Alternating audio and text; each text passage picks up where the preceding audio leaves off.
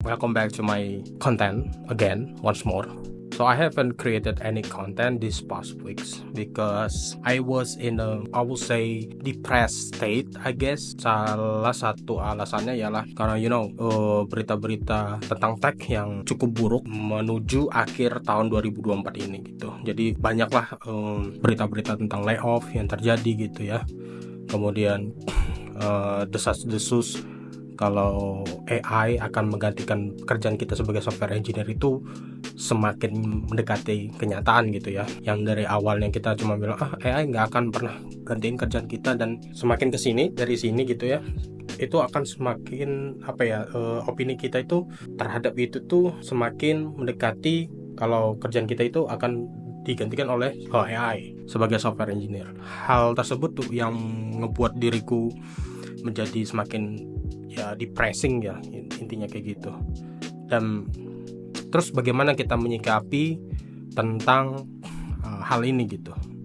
Jadi sejujurnya kalau kamu misalnya ngelihat gitu ya berita-berita di sosmed gitu ya, berita ya terbaru di artikel-artikel gitu ya, apalagi ada kemunculan si Devin AI ini yang memang sekarang udah on release ke publik gitu. Banyak sih yang sudah mencoba gitu ya menggunakan si Devin AI gitu. Kalau untuk penggunaan pribadi itu memang cukup mahal ya, $500. $500 itu mungkin sekitar ya 7,7 jutaan gitulah. Itu digunakan untuk enterprise. Sedangkan kalau gaji software engineer itu ya kalau misalnya dilihat rata-rata, kalau misalnya di level di atas junior itu ya di levelnya udah 2 digit rupiah gitu.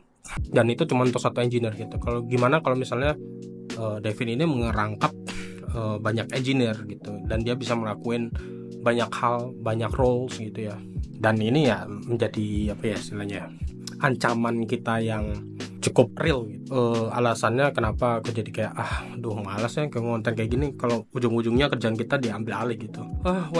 Kita nggak bisa ya, kita kalau mengendalikan hal-hal yang di luar kendali kita gitu, itu impossible gitu. Software engineer will have AI as the code pilot. Tetap saja pilotnya itu engineer itu sendiri gitu. Jadi apa yang harus kita lakukan untuk mengatasi hal seperti ini? Jadi yang pertama ialah kita harus ngebuat suatu portofolio yang ada AI relatednya. Tidak peduli kalau kamu misalnya seorang junior, seorang middle atau senior atau bahkan principal, paling nggak kamu harus punya sebuah portofolio, entah itu web app, mobile app dengan AI related gitu.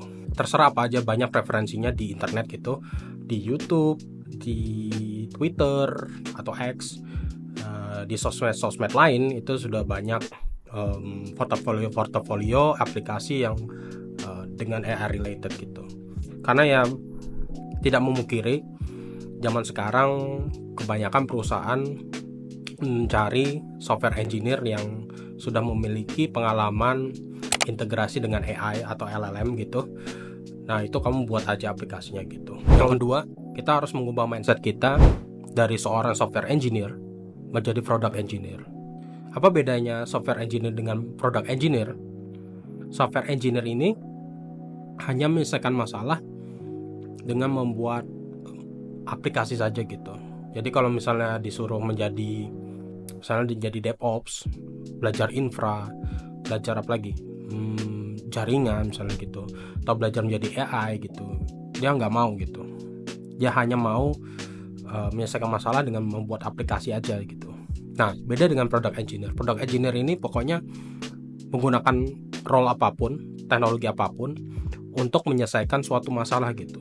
Jadi mindsetnya lebih open dan lebih terbuka juga untuk explore role atau teknologi gitu. Tingkatkan soft skillmu sebagai seorang software engineer, atau in the future you might be called like a product engineer.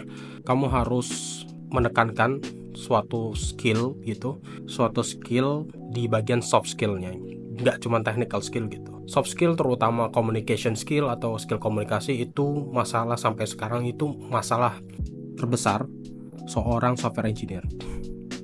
Karena memang untuk menyelesaikan masalah dan mendapatkan masalah itu semuanya bermula dari komunikasi. Kalau aku punya landasan gitu ya, landasan atau referensi buku yang namanya ialah How to Win Friends and apa gitu ya, lupa pokoknya, tapi by Dale Carnegie. Itu nanti aku bisa kasih referensinya nanti di sini. Yang tips ini juga sedang aku terapkan ke diriku dan mungkin bisa juga untuk kalian. Ya, that's it guys. See you.